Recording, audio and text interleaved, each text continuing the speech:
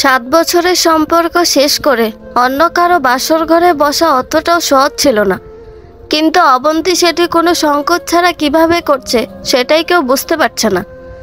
অবন্তীর বাবা মা সহ ওর পুরো পরিবারের সবাই জানতো অবন্তী একটা ছেলেকে ভালোবাসে, তাকে ছাড়া অন্য কাউকে বিয়ে করবে না। এই নিয়ে ওর পরিবারে কম ঝামেলা হয়নি, কিন্তু তাতে কোনো লাভ হয়নি। অবন্তীর একটাই কথা ছিল, বিয়ে করতে হলে আমি নীলকে বিয়ে করব, নয়তো মরে গেল অন্য কাউকে বিয়ে করব না। যখন কোনোভাবে কিছু হচ্ছিল না, তখন ওর বাবা মা হাল ছেড়ে বলেছিল, তোর যা ইচ্ছে তুই করতে পারিস, আমাদের বলার কিছু নাই। কিন্তু হঠাৎ একদিন অবন্তী নিজে তার মাকে ডেকে বলল, আমাকে অন্য কোথাও বিয়ে দিয়ে দাও, সেটা যতটা তাড়াতাড়ি সম্ভব হবে বিয়ে দিয়ে দাও। এই কথা শোনার পর অবন্তীর মা অনেকটা চমকে যায়। নিজের কানকে বিশ্বাস করতে পারছে না যে মেয়েকে এত মায়ের বকা দেওয়ার পর এক কথা বলেছে, সেই মেয়ে কি করে অন্য কথা বলছে সেটা কোনোভাবেই বুঝতে পারছে না উনি। তাই খুব শান্তভাবে আবার জিজ্ঞাসা করে, তুই যা বলছিস ভেবে বলছিস তো? পরে অন্য কথা বলবি না তো? অবন্তী সেদিন খুব রেগেই বলেছিল, তোমরা কি আমার বিয়ে দিবে নাকি আমি নিজেই নিজের বিয়ে করে নিব? অবন্তীর মা কিছুক্ষণ চুপ থেকে বলল, ঠিক আছে, 2 দিনের মধ্যে আমি বিয়ে দেওয়ার ব্যবস্থা করছি। কথাটা বলে উনি রুম থেকে চলে যায়। অবন্তীর বাবার কাছে মেয়ে কি বলেছে সেটা জানায়। অবন্তীর বাবা আরাফ সাহেব মেয়ের কথা শুনে খুব খুশি হন। 1 সপ্তাহের মধ্যে ওনার মন মতো ছেলে খুঁজে নিয়ে আসে। ছেলেপক্ষ অবন্তীকে প্রথম দেখায় পছন্দ করে ফেলে, তাই কোনো অনুষ্ঠান ছাড়া ওই দিনই কাজী ডেকে বিয়ের কাজ সম্পূর্ণ করেন তিনি। হঠাৎ কারো দরজা খোলার শব্দে কল্পনা থেকে ফিরে আসে নীলা। চোখ তুলে তাকায়, সামনে তাকিয়ে মাথা নিচু করে নেয়। আহান অবন্তীর পাশে এসে চুপচাপ বসে। কিছুক্ষণ একদৃষ্টিতে অবন্তীর দিকে তাকিয়ে থেকে নরম গলায় বলল, বাথরুমে যে ফ্রেশ হয়ে নাও। অবন্তী কোনো কথা না বলে একটা ড্রেস নিয়ে চলে যায়। আহানও শেরওয়ানিটা খুলে একটা টি শার্ট পরে বারান্দায় চলে যায়। বারান্দায় গিয়ে একটা সিগারেট জ্বালিয়ে ধোঁয়া উড়াচ্ছে। অবন্তী ফ্রেশ হয়ে রুমে কাউকে না দেখে একটা স্বস্তির নিঃশ্বাস নিয়ে খাটের একপাশে শুয়ে থাকে। আহান কখন এসে ঘুমিয়েছে সেটা ওর অজানা রয়ে গেছে। সকালে অবন্তী উঠে ফ্রেশ হয়ে নিচে চলে আসে। ডাইনিংয়ে যে যার মতো কাজ করছে, কেউ নাস্তা বানাচ্ছে তো কেউ সবাইকে চা বানিয়ে দিচ্ছে। এই বাসার লোক থেকে কাজের লোকের সংখ্যা অনেক বেশি, সেটা অবন্তীর কাছে সব থেকে বেশি অবাক লাগে। অবন্তী ঘুরে ঘুরে সব দেখছিল। হঠাৎ ওর কাঁধে কেউ হাত রাখে। স্থির হয়ে দাঁড়িয়ে যায়। পিছনে ঘুরে দেখার সাহস পাচ্ছে না। কি দেখছো মা? আমার সাথে এসো বলে কাঁধ থেকে হাত সরিয়ে নেন শাহেদা চৌধুরী। কথাটা শুনে পিছনে তাকিয়ে একটু স্বস্তি পায় অবন্তী। কিছুক্ষণ স্থির দৃষ্টিতে তাকিয়ে থাকে অবন্তী। খুব ব্যক্তিত্ব সম্পন্ন একজন মানুষ, চেহারা গাম্ভীর্য ফুটে আছে। উনি খুব শান্ত গলায় বলল, আমি আহানের মা। বিয়ের আগে তোমার সাথে আমার দেখা হয়নি, আমার সাথে এসো বলে উনি ওখান থেকে চলে যাচ্ছে, আর আমি ওনার পিছনে পিছনে হাঁটছি। শাহেদা বেগম নিজের রুমে যেয়ে বলল, এখানে বসো বলে রুমের অন্য পাশে চলে যায়।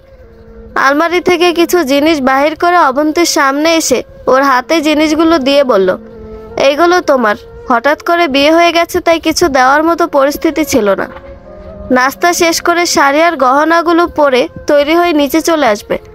আমাদের আত্মীয় স্বজন সবাই কিছুক্ষণের মধ্যে তোমাকে দেখতে আসবে। এখন তুমি রুমে যাও, আমি নাস্তা রুমে পাঠিয়ে দিচ্ছি বলে চলে যাচ্ছে। অবন্তী কোনো কথা না বলে উপরে চলে যায়। আসলে আমি বুঝতে পারছি না উনি আমার ওপর রেগে আছে নাকি। এইসব কথা ভাবতে ভাবতে রুমে চলে আসে। রুমে এসে দেখে আহান ফ্রেশ হয়ে বাহিরে যাওয়ার জন্য প্রস্তুত। অবন্তীকে দেখে হালকা এসে বলল, এখানে এসো, তোমার সাথে আমার কিছু কথা আছে যেগুলো রাতে বলার দরকার ছিল, কিন্তু কোনো কারণে বলা হয়ে ওঠেনি। অবন্তী মাথা নিচু করে বলল, বলুন কি বলতে চান। আহান অবন্তীর কাঁধে হাত দিয়ে সোফায় বসিয়ে নিজে মাটিতে হাঁটু বাস করে বসে বলল, আমি জানি আমাদের বিয়েটা কোন পরিস্থিতিতে হয়েছে। এখানে তোমার সব কিছু মানিয়ে নিতে হয়তো অনেক দিন সময় লাগবে, কিন্তু দেখো ধীরে ধীরে সব ঠিক হয়ে যাবে বলে অবন্তীর হাত দুটো নিজের হাতের মধ্যে নিয়ে বলল, আমি অনেক ভাগ্যবান যে তোমাকে পেয়েছি। তোমাকে পেতেও আমার অনেক সাধনা করতে হয়েছে। সাধনা কথাটা শুনে অবন্তী কিছুটা অবাক হয়ে আহানের দিকে তাকিয়ে ভাবে, আমি তো আপনাকে চিনি না। তাহলে সাধনা কিভাবে করলেন? আহান অবন্তীর হাতের মধ্যে আলতো করে ঠোঁট ছুঁয়ে দিয়ে বলে, আমার মা একটু গম্ভীর মানুষ, কিন্তু মানুষ হিসাবে ওনার থেকে ভালো মানুষ আমি আর একজনও দেখিনি। তাই উনি কষ্ট পায় এরকম কোনো কাজ আশা করি তুমি করবে না। আমার কাজ আছে, আমি একটু বাইরে যাচ্ছি বলে আহান অবন্তীর মাথায় আলতো করে হাত রেখে চলে যায়। তার কিছুক্ষণ পর রুমে একটা অল্প বয়সের মেয়ে হাতে ট্রে নিয়ে এসে বলে, আসবো ম্যাডাম? অবন্তী নিজেকে স্বাভাবিক করে বলে, আসো। মেয়েটা খাবারগুলো টেবিলের উপর রাখতে রাখতে বলে, আমার নাম মায়া, আপনার কিছু দরকার হলে আমাকে ডাকবেন, আমি আপনার সব কাজ করে দিব। বড় মা বলেছে নাস্তা শেষ করে তৈরি হয়ে নিচে চলে আসুন। বলেই মায়া ওখান থেকে চলে যায়। অবন্তী খাবার শেষ করে তৈরি হয়ে নিচে চলে আসে। নিচে আসতেই শাহেদা বেগম সোফায় বসিয়ে দেয়। কিছুক্ষণ পরে অনেকগুলো অল্প বয়সী মেয়ে ওকে ঘিরে ধরে, সবাই নানা ধরনের কথা বলছে। এর মধ্যে একজন মাঝ বয়সের মহিলা বলে, আমাদের রাহান বাবা তো দেখতে রাজপুত্র, তাহলে ভাবি কি দেখে এত চাপা গায়ের রঙের একটা মেয়ের সাথে বাবার বিয়ে দিল? মেয়ের বাবা মার নাকি তেমন টাকা পয়সাও নেই। আমি তো ভেবেছিলাম মেয়ে দেখতে পরীর মতো সুন্দর হবে, কিন্তু এখন তো দেখছি মেয়ের তেমন রূপও নাই। তা মেয়ে কি দিয়ে আমাদের রাহান বাবাকে জাদু করলে? ওনার কথা শুনে অবন্তী কি বলবে সেটাই বুঝতে পারছিল না। ঠিক তখন পাশ থেকে শাহেদা চৌধুরী বলল, ওর মধ্যে যে জাদু আছে সেটা তোমার মেয়ের মধ্যে ছিল না, তাই আহান তোমার মেয়েকে বিয়ে করতে রাজি হয়নি। কিন্তু ওর জাদু তো তোমার চোখে পড়বে না, এখন কি করা যায় বলো? কথা বলে উনি নিজের ফেস আরও কঠিন করে নেয়। মহিলা সাথে সাথে চুপ হয়ে মুখটা একদম কালো হয়ে যায়, আর কোনো কথা বলেনি, চুপচাপ ওখান থেকে চলে যায়। আর অবন্তী অবাক হয়ে ওর শাশুড়ি মার দিকে তাকিয়ে থাকে। শাহেদা চৌধুরী অবন্তীর দিকে তাকিয়ে হালকা হেসে ওখান থেকে চলে যায়। রাতে অবন্তী আর আহান পাশাপাশি শুয়ে আছে। আহান অবন্তীর মাথা হাত বুলিয়ে দিচ্ছে আর চুলগুলোর মধ্যে নিজের আঙুল চালনা করছে। বিষয়টা অবন্তীর কাছেও খারাপ লাগছে না। হঠাৎ ওর মনে পড়ে যায় নিলয়ের সাথে যখন ওর সম্পর্ক ছিল, তখন অবন্তী নিলয়কে বলতো, আমি তোমার বুকে ঘুমাবো আর তুমি আমার মাথা হাত বুলিয়ে দিবা। নিলয় হালকা হেসে বলতো, ঠিক আছে পাগলি, তাই হবে। কথাটা মনে হতে অবন্তী আহান থেকে দূরে সরে যায়। শোয়া থেকে উঠে খাটের এক কোনায় বসে ভাবতে থাকে, কেন আমার সাথে এমন হলো? আমার কি দোষ ছিল? আমি কি করেছি? শুধু তো যাকে ভালোবাসি তাকে নিয়ে ভালো থাকতে চেয়েছি, তাহলে এটাই কি আমার ভুল ছিল? ভেবেই চোখের পানি ফেলে যাচ্ছে। হঠাৎ পিঠে আহানের ঠোঁটের স্পর্শ পেয়ে কেঁপে ওঠে। ছিটকে আহান থেকে দূরে সরে যায়। কি করছেন কি আপনি? বলে অন্য পাশ হয়ে শুয়ে যায়। আহান খুব শান্ত গলায় বলল, আমার কি তোমার উপর কোনো অধিকার নাই? আমি কি তোমার একটু কাছেও আসতে পারি না? কথাটা শেষ করে অনেক অভিমান নিয়ে অন্য পাশ হয়ে শুয়ে যায়। অবন্তী চোখের পানি ফেলছে, কোনো কথা বলতে পারছে না। আমি কি করে তোমাকে বোঝাই? আমি যে তোমার মাঝে নিলয়কে খুঁজে পাই, এটা আমার জন্য কতটা কষ্টের সেটা কি করে বোঝাবো? ভেবে চোখের পানিতে বালিশ ভিজে যায়। সকাল থেকে আহান অবন্তীর সাথে বেশ রেগে আছে। অবন্তী কিছুতেই বুঝতে পারছে না কি হয়েছে এত রাগার মতো। একবার কি আহানকে যে সরাসরি কিছু জিজ্ঞাসা করবে সেটারও সাহস পাচ্ছে না। কিছুক্ষণ পর আহান নিজের থেকেই বলল, কান্না করে চোখ ফোলানোর ইচ্ছে হলে নিজের বাবার বাড়ি যে কান্না করে চোখ ঠিক করে তবেই এই বাড়িতে পা দিবে। আমার বাসায় থেকে কান্না করা আমি কিছুতেই মেনে নিব না বলে ওর খোপাটা খুলে চলে যায়। অবন্তী কিছুতেই বুঝতে পারে না এই ছেলের সমস্যা কি, কখন কি বলে সেটা বোঝা মুশকিল। ভাবনার মাঝখানে এসে শাহেদা বেগম ডাক দেয়, বৌমা, তোমার সাথে আমার কিছু কথা আছে। অবন্তী ওনাকে সোফায় বসিয়ে মাথা নিচু করে দাঁড়িয়ে থাকে। শাহেদা বেগম শান্ত কণ্ঠে বলল, আমার পাশে বসো বলেই নিজে হাত ধরে ওনার পাশে বসিয়ে দেয়।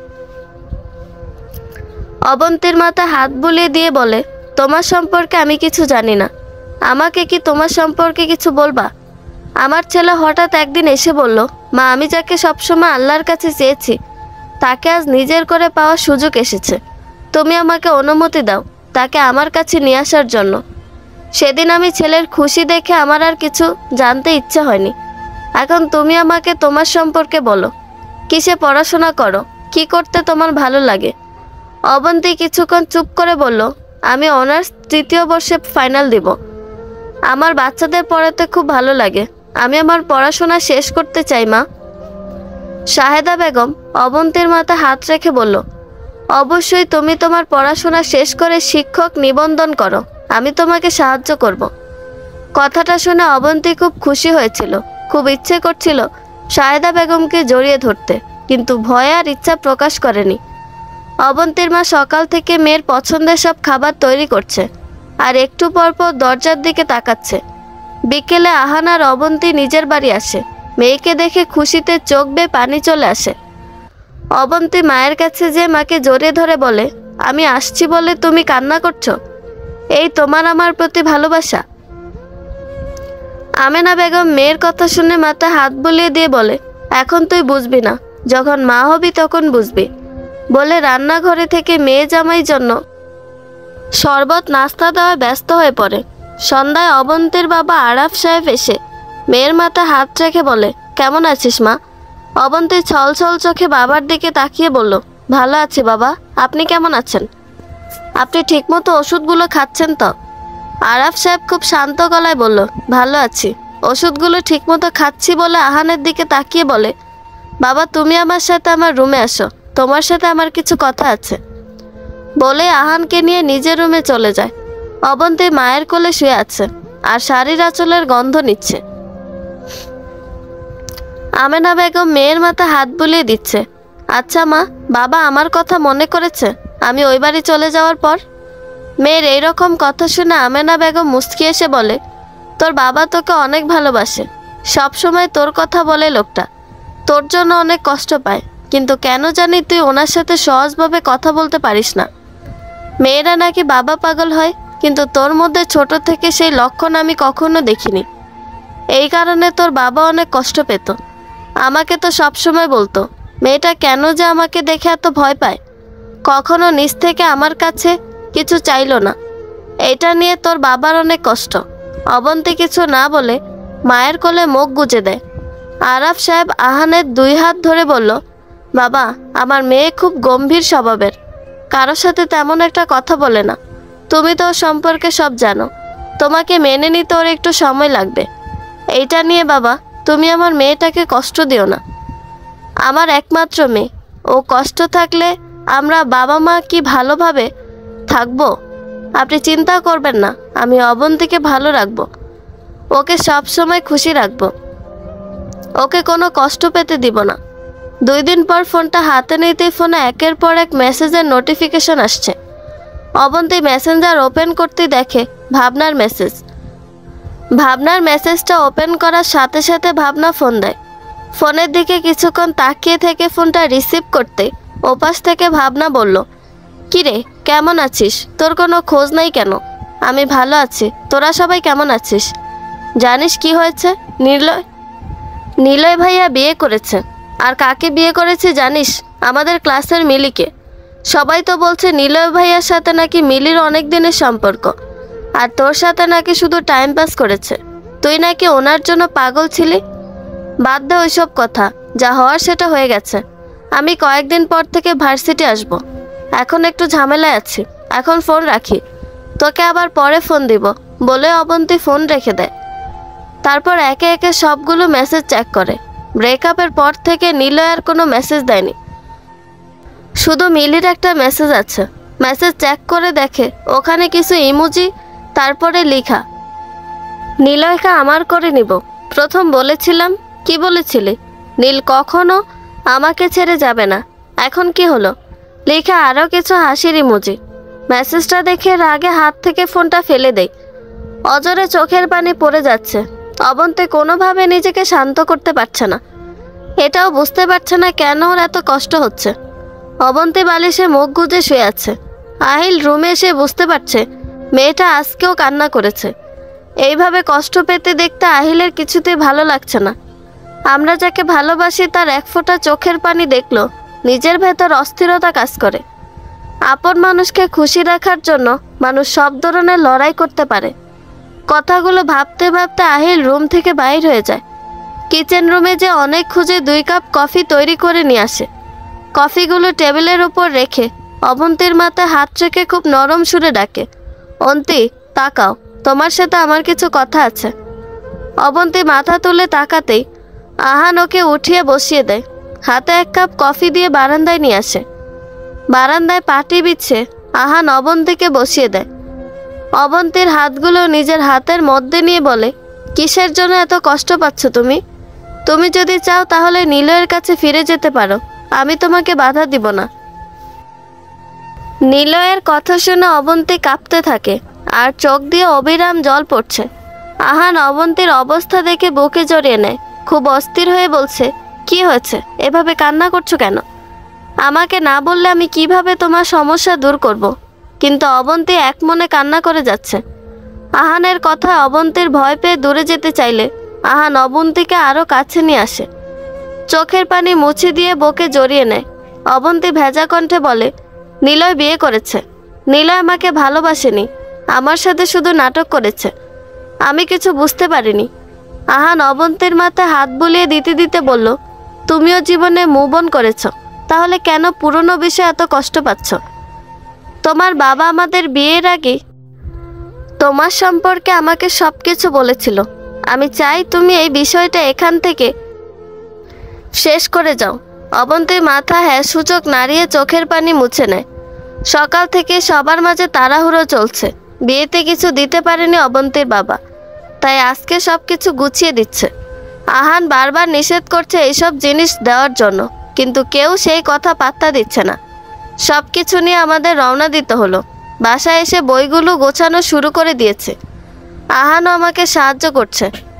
অন্তি, তুমি যাও 2 কাপ কফি নিয়ে আসো, আমি বাকিগুলো গুছিয়ে দিচ্ছি।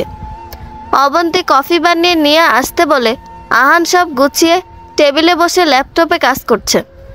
অবন্তীকে আসতে দেখে ল্যাপটপ অফ করে ঘুরে বসে হাত থেকে কফির একটা কাপ নিয়ে নেয়। তুমি কি কালকে থেকে কলেজ যাবে? তাহলে আমি অফিস যাওয়ার সময় তোমাকে ড্রপ করে দিয়ে যাব। আসার সময় ড্রাইভার নিয়ে আসবে, একা বাইর হবে না। ঠিক আছে, আমি কিন্তু একাই আসতে পারতাম। বাসা থেকে তো আগে একাই আসা যাওয়া করেছি। হঠাৎ করে গাড়ি নিয়ে যেতে আমার ইচ্ছে করছে না। আহান কিছুক্ষণ ভেবে বলল, আচ্ছা ঠিক আছে, যাওয়ার সময় আমি দিয়ে যাব, আসার সময় তুমি একা চলে এসো। চলো খাবার খেয়ে নিবে, সকাল থেকে কলেজ আছে তো।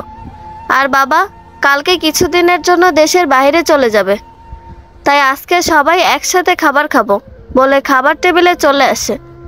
স্বামীর ব্যাগ গোছাতে গোছাতে শাহিদা বেগম, তুমি আসার পর ওদের কিছুদিনের জন্য ঘুরতে পাঠাবো। বিয়ের পর ছেলে মেয়ে দুইটা কোথাও যায়নি। তুমি যা বলবে তাই হবে। আমি কাজটা শেষ করে আসি, তারপর ওদের দুইজনের ব্যবস্থা করব। সব কিছু ঠিক করে গুছিয়ে দাও। আমার খুব ভোরে ফ্লাইট। সকালে নিচে নামতেই দেখে শাহেদা বেগম সোফায় বসে আছে। অবন্তী ওনার কাছে যেয়ে বলল, কি হয়েছে মা, এত ভোরে উঠে গেছেন? বাবা কি চলে গেছে? শাহেদা বেগম অবন্তীকে পাশে বসতে জায়গা দিয়ে বলল, তোমার বাবা অনেকক্ষণ আগেই চলে গেছে। আমার রুমে একা একা ভালো লাগছিল না, তাই এখানে বসে আছি। মা আপনি বসুন, আমি আপনার জন্য চা নিয়ে আসছি। বলে অবন্তী উঠে রান্নাঘরে চলে যায়। চায়ের পানি বসিয়ে হালকা কিছু খাবার নিয়ে আসে। শাহেদা বেগম অবন্তীকে বসিয়ে দিয়ে বলল, তুমি এত সকালে ঘুম থেকে উঠেছো কেন? তোমার শরীর ঠিক আছে তো? মা আমি ভালো আছি, আজকে কলেজ যাব, তাই তাড়াতাড়ি উঠে গেছে। প্রায় 7 দিন পর আজকে কলেজ গিয়ে কিছুটা অবাক হয়ে যায়। নিলয় আর মিলি একসাথে কলেজ এসেছে। ওদেরকে আসতে দেখে অবন্তী অন্যদিকে মুখ ঘুরিয়ে চলে যায়। ক্লাস শেষে বাইর হতেই নিলয় অবন্তীকে ডাকে। অবন্তী কোনো কথা না বলে সোজা হেঁটে চলে যেতেই নিলয় অবন্তীর কাছে চলে আসে। প্লিজ অবন্তী দাঁড়াও, আমার তোমার সাথে কিছু কথা আছে বলে অবন্তীর কাছে এগিয়ে আসে। অবন্তী হাত দেখিয়ে নিলয়কে দূরে থাকতে বলে। নিলয় কোনো কিছুর দিকে না তাকিয়ে অবন্তীর হাত ধরে টানতে টানতে একটা নির্জন জায়গায় নিয়ে আসে। অবন্তী হাত ঝাড়ে দিয়ে ফেলে বলল, এটা কোন ধরনের ব্যবহার? আপনার কোনো অধিকার নেই আমাকে ছোঁয়ার। বলেই 2 হাত দূরে সরে যায়। নিলয় মাটিতে বসে বলল, আমি কিছু করিনি, সব কিছু পরিস্থিতির শিকার হয়ে করতে বাধ্য হয়েছে। তুমি জানতে মিলি আমার কাজিন হয়। আমাদের বাসায় অনু জন্মদিন ছিল সেদিন। জন্মদিনে কাজিন সবাই মিলে প্রচুর ড্রিঙ্ক করি। আমার সব কিছু ঝাপসা ছিল। ওরা সবাই আমাদের বাসায় ছিল। আমি রুমে এসে ওয়াশরুমে চলে যাই। তারপর বাইরে হয়ে দেখি তুমি আমার বিছানায় বসেছিলে। আমি তোমাকে ভেবে মিলির সাথে শারীরিক সম্পর্কে জড়িয়ে যাই। সকাল হতে ও চিৎকার শুরু করে। ওর চিৎকারে ঘুম ভেঙে যায় আমার। ওর চিৎকার শোনার সাথে সাথে ওর মা রুমে চলে আসে আর উনি চেঁচামেচি শুরু করে দেয়। ওনার একটাই কথা, আমি ওনার মেয়ের জীবন শেষ করে ফেলছি, এর যেন একটা কিছু সমাধান করে আমার বাবা। আমি সবাইকে অনেক বোঝানোর চেষ্টা করি। মা আমার কথা বিশ্বাস করলো, বাবা আমার কথা মানতে নারাজ ছিল। সেই দিন বাবা মিলির সাথে আমার জোর করে বিয়ে দিয়ে দেয়। একভাবে কথাগুলো বলে চুপ করে আছে নিলয়। অবন্তী কোনো কথা বলছে না, চুপ করে আছে। কিছুক্ষণ চুপ থেকে বলল, যা হওয়ার সেটা হয়ে গেছে, সব কিছু ভুলে যাও। তোমার জীবনে নতুন যে আছে তাকে নিয়ে খুশি থাকো। আমি অন্য কারোর সাথে জড়িয়ে গেছি, সম্পর্কের মায়াজাল থেকে বাইর হয়ে আসা সম্ভব নয় বলেই চলে আসে অবন্তী।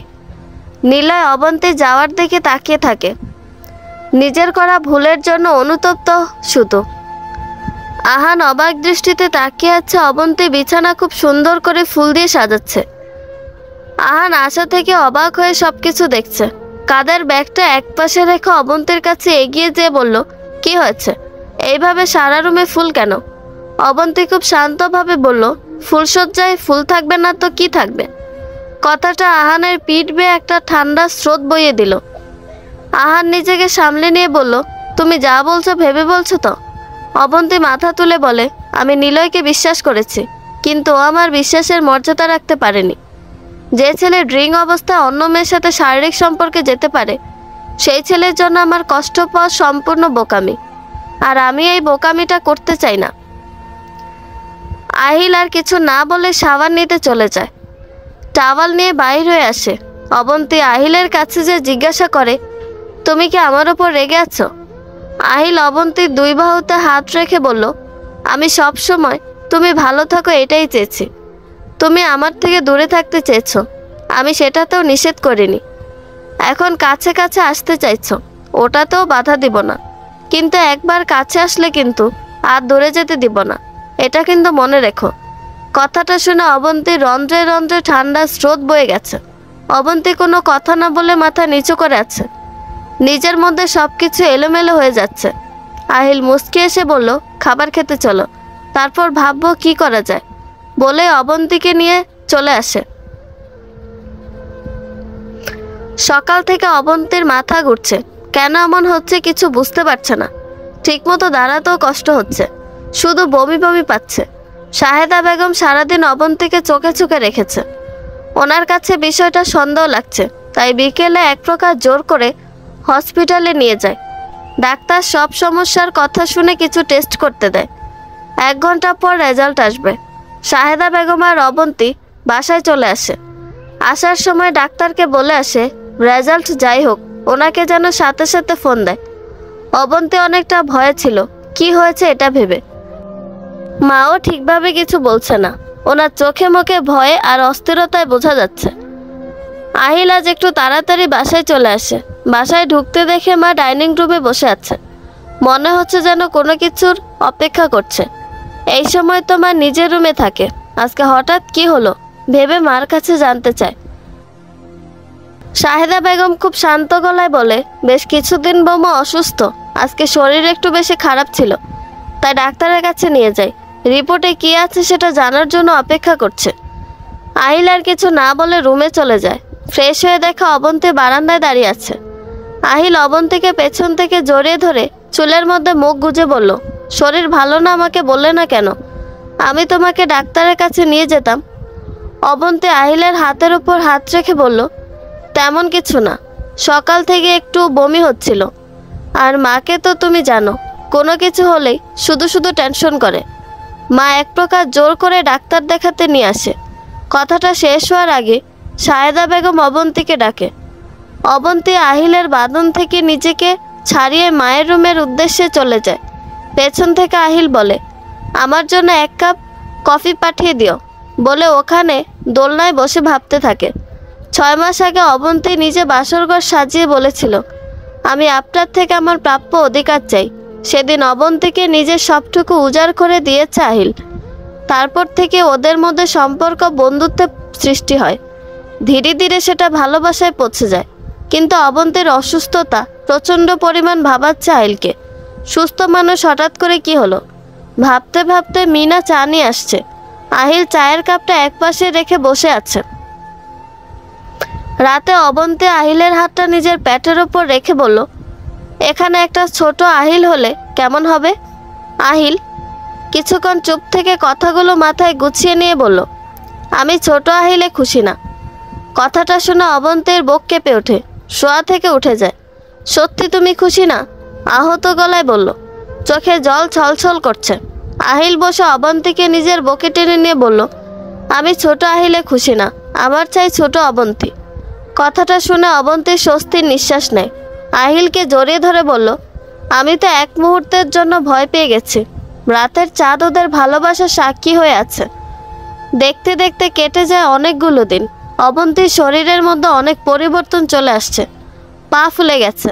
আহিল একা একা চলাফেরা করতে দেয় না, সব সময় নজরে নজরে রাখে। অফিসের কাজ সব বাসায় করে। মা তো সারাদিন এইটা খাও ওইটা খাও, সারাদিন খাওয়ার উপর রাখে। এতে করে আমার চেহারা ভারী হয়ে গেছে। সময় ধীরে ধীরে চলে যাচ্ছে। মা আমাকে নেওয়ার জন্য অনেকবার এসেছে, কিন্তু এবারের কেউ আমাকে দিতে রাজি না। তাই বাধ্য হয়ে মা এখানে আছে কিছুদিন। আমেনা বেগম মেয়ের মাথায় হাত রেখে বললেন, ভালো আছিস মা? আহিল তোর অনেক যত্ন নেয়, তুই অনেক ভালো থাকবি।